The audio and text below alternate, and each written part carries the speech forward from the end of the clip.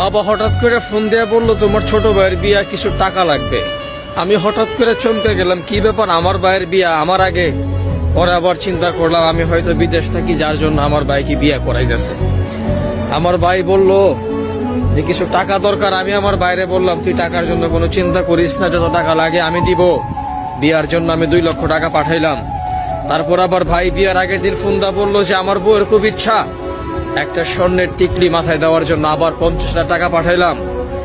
কিছুদিন পর যখন আমি বললাম যে আমি আর বিদেশ থাকবো না, আমি একবারে চলে যাব, তখন আমাকে বলতেছে বিদেশ থেকে দেশে এসে কি করবি, কিছু নাই। অনেক কষ্ট করে কিছুদিন পর সবকিছু নিয়ে চলে গেলাম দেশে। দেশে যাবার পর সবাই দেখি মনের মধ্যে কষ্ট, আমি আসাতে কারো খুশি নাই। যে বাবা দেশে আসার পর বুকে জড়ায় ধরার কথা, সেই বাবা আমাকে দেখা যেমন মনে হইতেছে রাগ। আমি কিছুই বললাম না।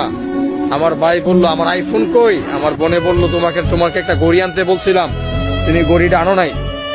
আমি বললাম যে আমি একবারে চলে আসছি তোর জামার জন্য, যা ঘড়িটা আমি আনছি অনেক দামি একটা ঘড়ি। আমার বোন রাগ করলো। আমার ভাই আমাকে বলতেছে যে তোমার এই ফোন আমার দরকার নাই, সামান্য একটা আইফোন চাইলাম, তুমি আমার বউর জন্য একটা আইফোন আনতে পারলা না।